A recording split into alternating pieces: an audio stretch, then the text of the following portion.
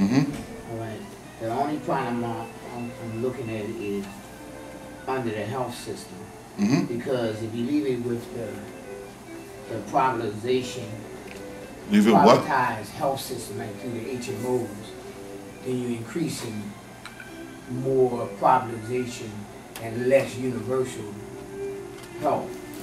Okay, this is the thing you're talking about. We're creating more with the private industry under the health system. Yeah. Now, the only other reason why I say this is because we also have an issue where already we have under the HMOs a lack of people who have health care because of it. The privatization. Yeah, because of the privatization is too much. We got too many people that there's no income working or business with no health care. I thoroughly understand that. This is why I'm talking about this issue now. The only way you're going to start to put this together is to have the plan up front about what you want to do. Let me just give you an example. In Connecticut, through the gambling casinos and revenues that's derived from that, it was written into law that those revenues would go to build higher education within the state of Connecticut. Well, when they didn't do that, no one complained about it. Now everybody is really thoroughly PO'd about it, but now you have to really work to dismantle that. This is why I'm here now talking about this, because we're not talking about chump change, we're talking about big bucks here. And if we get on the ground floor, we have a much better chance of getting what we want. Let's be realistic. I created the scenario that the biggest burden, most black people go to jail for drugs, and most of the people that die from illegal drugs are white. This reparations package has to be across the board. It's not just for black and brown people, it's for all people. And it works that way. Am I answering your question?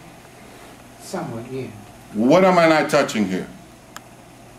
What I'm saying is, okay, if the strategy is to move with a holistic plan to develop the decriminalization, the medicalization, And legalization. and the legalization, you also, prior to that, have to deal with how to make sure that the people who go into move from the illegal to the legal don't have to go further underground because they don't have the medical coverage for it. So you have to come up with a universal. Can you turn that off, please? Yes.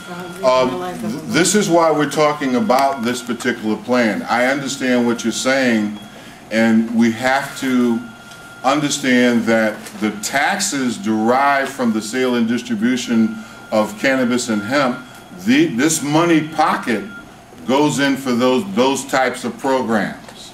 So when they say, no, we can't do it, this is what we have signed into law.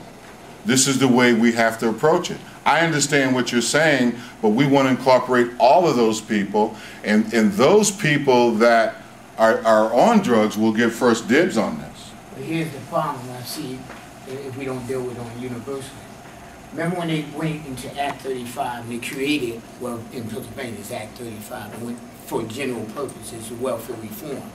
When they changed the medical plan as it stood, the problem they had was that it killed off a lot of the men, Afro-American men, from having medical coverage.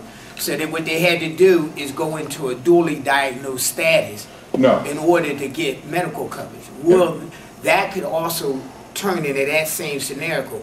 The people would have to say that they are used to using drugs or whatever, even if they didn't, just so they could get the medical claim. Because I know a whole bunch of guys that actually pretend to have mental illness so they can have medical plan, which tie them into housing. No, and I understand what you're saying, but see, this is a work in progress.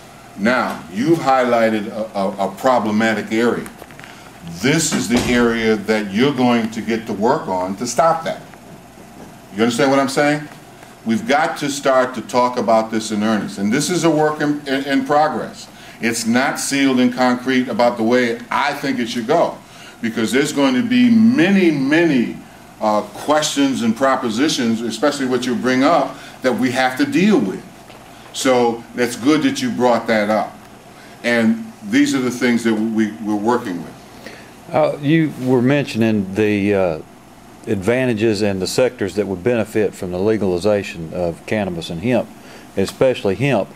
And on that, I would like to add that the energy industry would also benefit greatly from the legalization of hemp due to the fact biomass makes excellent fuel. It's going to create literally tens of thousands of jobs throughout this country, and probably a lot more.